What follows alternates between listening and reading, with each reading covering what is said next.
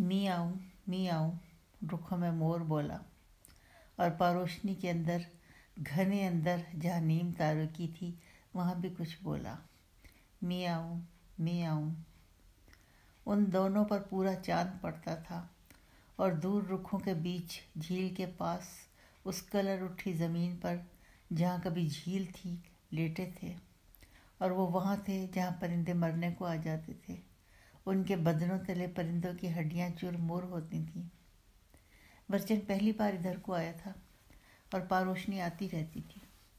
ये उसकी मर्जी थी कि वो अपने ब्याह की रात इधर रुखों के बीच गुजारे, बस्ती से दूर, और डूबू मट्टी के इधर उस कलर उठी ज़मीन पर सिकुड़ती हुई झील के किनारे। उन दोनों का आगा पीछा कोई न था, और इसीलिए पारोशनी के घर के बाहर खड़े होकर किसी ने ऊंची आवाज़ में ये ना पूछा था कि इस घर में अब हमें कौन खाने को देगा, कौन पानी पिलाएगा और कौन झाड़ू देगा। वर्चन खुद ही मेल लेकर आया जिसमें बस्ती के सारे मर्द थे, और इधर पारोशनी अपने वेड़े के छप्पर तले बैठी थी और आसपास बस्ती की औरतें दिए जलाती थीं। एक लड़की आटे से भरी परात लेकर आती थी और आटे पर 2 सीपियाँ रखी होती थीं। ये सीपियाँ घाघरा की थीं और इन्हें पारोशनी ने वापस दरिया में डालना था, पर अभी वो उसकी मुट्ठी में थी। अभी जब वो कलर उठी ज़मीन पर थी, उसके साथ वर्चन गहरे गहरे और जैसे उखड़े हुए सांस लेता था। फिर 4 औरतें उसके सामने आकर बैठ गईं और उसे अपने नंगे पेट दिखाए, जो कुंवारपने के नरम आटे की तरह लचकीले ना थे, बल्कि उन पर फैल कर फिर सुकड़ने के 2 निशान थे, जो बच्चे जन्ने वालियों के पेट पर होते हैं। पारोशनी ने हर औरत के निशानों को बारी बारी उंगलियों से छुआ, ताकि कल को उसका पेट भी ऐसा ही हो। फिर वो उठे और बाहर आए, और जब लोग ज़मीन पर से ढीमे उठाकर हंसते हुए उन पर फेंकने लगे, और वो भी मुस्कुराते अपने आप को बचाते बस्ती से भागते हुए निकले। देबू बैलों, छिवा के छप्पर और डूबू मट्टी के आसपास से होते हुए वो यहाँ तक आए, और यहाँ पहले पारोशनी ने उसे अपने सामने बिठा और उसके गुण गिनवाए। मेरा जिस्सा तुम्हारे ख्याल में ऐसे तैरता है जैसे मछली पानी में तैरती है, और तुम मुझे छूते हो तो मैं ऐसे थर्राती हूँ जैसे नीचे झील की तह में मछली कमल के डंठल के साथ खे कर गुजरती हो, तो ऊपर पानी की सतह के ऊपर तैरने वाला कमल होले से थर्राता है। और तुमने आना था तो कलाइयों में मेरी चूड़ियाँ तंग हो गईं। पारोशनी चुप हुई तो वर्चन बोला, जब तुम आती हो तो तुम्हारे बालों में सजे फूलों के पीछे शहद की मक्खियाँ आती हैं, और मैं उन्हें देखकर जान जाता हूँ कि तुम आई हो। और तुम्हारे कानों की बालियाँ अंधेरे में बिजली की तरह चमकती थी, और तुम्हारे घुंघरियाले बाल तुम्हारी पीठ पर आवारा थे। तुम बहुत धीरे से चोरी छुपे ऐसे मेरे पास आई जैसे टीले से मोर उतरता है। तुम बाँस की तरह आती हो, और मेरे पास तुम्हारे सांस ज़्यादा तेज़ और गहरे चलते हैं, और तुम्हारा बदन गीला होता है। और जब तुम वापस होती हो तो तुम्हारा महांद्रा पहले से बदल जाता है, तो लोग तुम्हें किस तरह पहचानते हैं। पर आज तुम वापस नहीं जाओगी। इधर रुखों की चुप में और पूरे चांद में वर्चन बात करता था, और इधर पारोशनी सुमरों का सोचती थी। वो होता तो क्या कहता। और ये बहुत बाद में वर्चन ने उसे बताया था कि उस रात झील के पास रुखों के बीच उसके बीच जाने से पहले उसने जो कहा था वो सुमरों का कहा हुआ था, जो उसने उसे दिया था कि ले ये तू कह देना। रुखों में सिर्फ एक भैंसे का गर्म सांस लू की तरह चलता था और उसे राख करता था। तू किधर है? वर्चन चढ़ते सांसों में मुश्किल से बोला। इधर हूँ, पारोशनी बराबर के सांस में थी। नहीं, वर्चन उठकर बैठ गया। पारोशनी कलर उठी ज़मीन पर ऐसे पड़ी थी जैसे पत्तों और टहनियों वाला एक सरसब्ज रुख वहाँ गिरा पड़ा हो। पकली ने तेरे बदन को एक रुख तो बना दिया, पर उसमें जान नहीं डाल सका। ये तो मरी हुई मछली की तरह है तो मछली, पर ऊंधी होकर पानी पर तैरती है। पारोशनी का माथा एकदम पसीने से भीगता गया। तू ये कैसे कहता है? पारोशनी करवट बदल कर इधर उधर को देखने लगी, जिधर के वो रास्ता जाता था, और जहाँ से वो वर्चन आया था, और जहाँ वो भैंसा था। हाँ, सुमरो वर्चन से आगे था और वर्चन ने जान लिया था, पर अब क्या हो सकता था। कोई पखेरु ऊपर से उसकी नंगी पीठ पर गिरा और ठंडा हो गया। اس جیسے وہاں پہلے بھی بہت تھے۔ وہ اٹھ کر کھڑی ہو گئی۔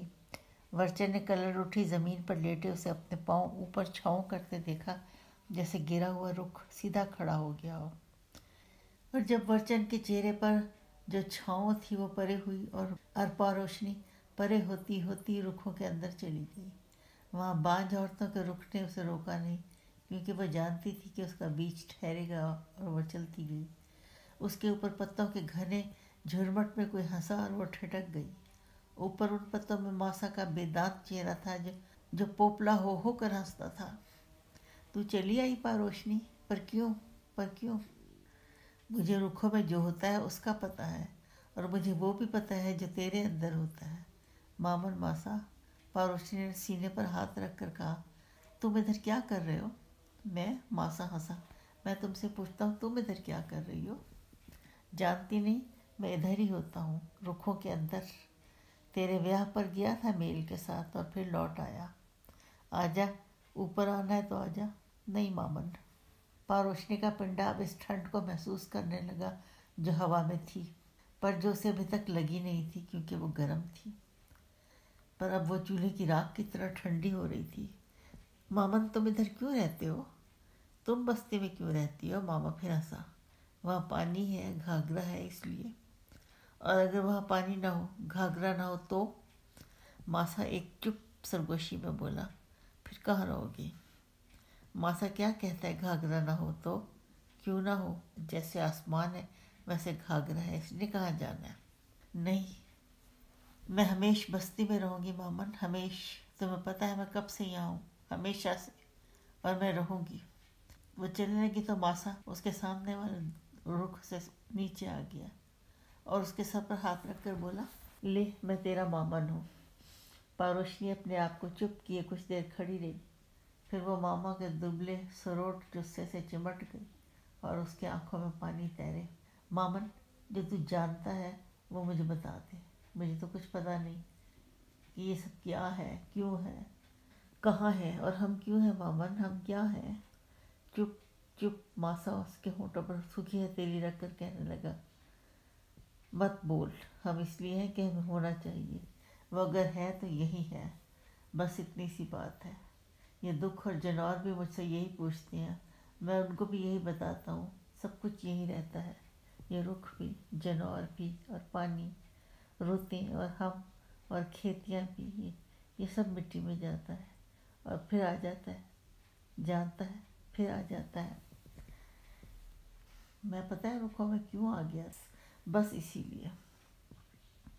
ماسا یکدم پا روشنی سے الگ ہوا اور چھلانگیں لگاتا رخ کے اوپر جا بیٹھا۔ اب جا بھی، اس نے غصے سے کہا۔ پا روشنی رستہ جانتی تھی اور اس پر چلنے لگی۔ وہ گرے ہوئے رکھوں کو پھلانگتی نہیں تھی، ان کے گرد ہو کر نکل جاتی تھی۔ رکھوں کا ذخیرہ ختم ہوا تو ڈوبو مٹی شروع ہو گئی اور وہ یہاں ٹھٹکی۔ چاند ڈھل رہا تھا اور یہاں رکھوں کی اوٹ میں تھا۔ اندھیرے میں کیا پتا کہ پیر کہاں جا پڑے۔ اس نے ایسے لوگوں کو دیکھا تھا جو اس کے سامنے صرف یہ ادھر ادھر ہونے سے نرم ڈوبو مٹی میں نیچے ہو گیا۔ باہر نکلنے کے لیے ہاتھ پاؤں مارے تو اور نیچے ہوئے۔ پہلے ہنسے کہ یہ کھیل ہے کہ باہر نکلا نہیں جاتا، اور جب گھٹنوں تک نیچے ہوئے تو پھر پسینے میں بھیگے کہ نہیں ایسا نہیں ہے، یہ تو آخر ہے، اور وہ اس کی آنکھوں کے سامنے اوجھل ہوتے تھے اور وہ مٹی انہیں نگلنے کے بعد ویسے ہی آرام سے پھیل جاتی تھی اور اس پر پہلے کی طرح مچھر اور گتی اڑنے لگتی تھی، اور کوئی نہیں بتا سکتا تھا کہ اس کے نیچے کچھ ہے، کیا ہے۔ پا روشنی پیروں کو جما کر چلنے لگی۔ پندرو شاید رکھوں میں تھا یا شاید ریت کی طرف نکل گیا تھا۔ وہ بستی کی اور جانے کے بجائے پکلی کے آوے کی طرف نکلی۔ بندہ کسی شے کے لیے ترستا ہے، اسے سوتے میں دیکھتا ہے، جاگتے میں سوچتا ہے، اور اس کے بغیر سانس ٹھیک سے نہیں چلتا، اور جب وہ مل جاتی ہے تو یہ ہوتا ہے جو اس کے ساتھ ہوا۔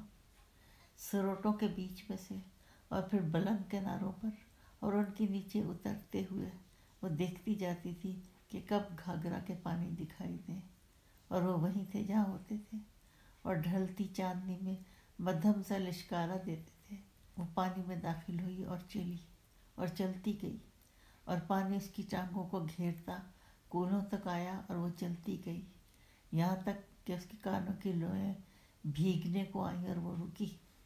اب اس کی آنکھیں پانی سے باہر تھیں اور سارا جسہ گھاگرا کا حصہ تھا۔ وہ اپنے سامنے بچھی مدھم مدھم لشکتی چادر کو دیکھتی تھی جس کا دریا تھا۔ اس کے پانیوں نے اس کے جسے سے سارا شک اور سارا دکھ صاف کیا اور اسے سکھ دیا۔ جسے جڑنے سے اکلاپے میں دراڑ نہیں پڑتی۔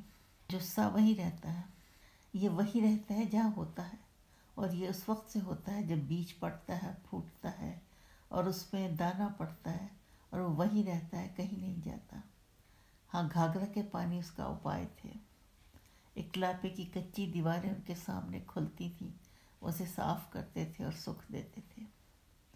چیتر کے پانی کم ہوتے ہیں پر ان میں برفوں کا بہت سیت پالا بھی ٹھہرا ہوتا ہے، اور بدن اس میں ٹھٹرتا ہے، اور پاروشنی ٹھٹری۔ اس نے اپنا مہاندرا کنارے کو کیا اور دھیرے دھیرے باہر آنے لگی۔ نیم روشنائی میں دریا کا کنارہ اونچا ہوتا تو آسمان کو لگتا تھا، اور نیم روشنائی میں اس کے اوپر سمرو تھا۔ ٹھیک طرح سے دیکھا تو نہیں جا سکتا تھا، پر اس نے جانا کہ وہ سمرو ہے۔ اس رخ کی کوکھ میں اس رات 2 پکھیرو اترے، اور پھر رات کی چپ تھی۔ چیتر کی چاندنی پھیکی پڑ چکی تھی، اور وہ دونوں بے سدھ، منہ کھولے، ٹھنڈے اور تھکن سے ٹوٹتے سوتے تھے۔ جب سمرو کے حلق نے پھر پانی مانگا، وہ سوکھتا تھا۔ وہ اپنی کوہنیوں کے سہارے اٹھا اور بیٹھ گیا۔ پاروشنی بازو میں منہ رکھے سوتی تھی۔ سمرو کی جھجھر اس کے سرہانے دھری تھی۔ کوئی کہتا وہ آگ کا کام کرتا ہے، دھاتیں ڈالتا ہے اور مہریں بناتا ہے، پتھر کاٹتا ہے، اور یوں اس کے بدن کا پانی سوکھتا رہتا ہے اور کم ہوتا ہے، اور پھر بدن واپس پانی مانگتا ہے۔ اور کئی لوگ تو یہ سوچتے تھے کہ اس کے جسے میں بہت گرمی ہے جو کم نہیں ہوتی، اس پر پانی ڈالتے جاؤ تو دھیمی رہتی ہے، نہیں تو اسے جلاتی ہے۔ اور اسی لیے سمرو کے پاس دن ہو یا رات ایک جھجھر پڑی رہتی تھی۔ ہاں، دن کو بھی اور رات کو بھی۔ دن کو تو اس کا ہاتھ جھجھر کی گردن پر ہی جمع رہتا، اور رات کو اٹھتا رہتا اور اپنے سوکھتے گلے کو تر کرتا رہتا۔ سوتے میں اس کا گلا سوکھتا تھا، اور اس طرح سوکھتا جیسے سوکھی لکڑی ہو جو ٹوٹتی ہو۔ اٹھتا اور جھجھر کی گردن میں ہاتھ ڈال کر اسے اٹھاتا، اور اس کا منہ اپنے ہونٹوں کے درمیان رکھ کر پانی اپنے اندر گراتا اور پھر لیٹ جاتا۔ اس کے منہ میں اور گلے میں ناک پھنی کی کھیتیاں اگتی تھیں، اور وہ پانی سے ان کو ڈبوتا رہتا تھا۔ آج رات بھی اسے پیاس لگی تھی، ویسی ہی جیسی لگتی تھی، پر تھوڑی سی زیادہ، کہ اس کے جسے کی کچھ نمی تو اس پسینے میں بہہ گئی جو پاروشنی کے بیل بوٹوں کو چمکاتا تھا۔ سمرو نے جھجھر کے گلے کو پکڑا۔ رات لیٹتے وقت وہ جھجھر کو منہ تک بھرتا اور ساری رات اس میں سے گھونٹ بھرتا رہتا۔ اسے معلوم ہوتا تھا کہ اب جھجھر میں کتنا پانی باقی ہے، کتنے گھونٹ رہ گئے ہیں، اور جب بھی اسے اٹھاتا تو اس کی انگلیوں کا ماس جھجھر کی ٹھنڈک سے مس ہو کر بتاتا کہ اب پانی یہاں تک ہے، اور جہاں تک پانی ہوتا وہیں تک جھجھر کی مٹی میں ٹھنڈک رہتی، اور اس کے اوپر ویسی جیسے کہ رات ہوتی۔ کئی بار وہ جھجھر کی گولائی پر ہاتھ پھیرتا تاکہ کچھ نمی اس کے اندر آ جائے۔ اس رات جب پاروشنی بازوؤں میں منہ رکھے اوندھی سوتی تھی اور سمرو کا گلا پھر خشک ہوا، تو اس میں ناگمنی کی فصل اگی، اور اس نے ہاتھ بڑھا کر جھجھر کے گلے کے گرد انگلیاں جمائیں تو اسے کچھ ہوا، کچھ شک ہوا۔ ٹھنڈک وہاں سے تھوڑی سی نیچے تھی جہاں وہ پہلے تھی۔ اس کی ہتھیلی بتاتی تھی کہ لیٹتے وقت پانی یہاں تک تھا اور اب ذرا نیچے تھا، اور اس نے اس میں سے ایک گھونٹ بھی نہیں پیا تھا۔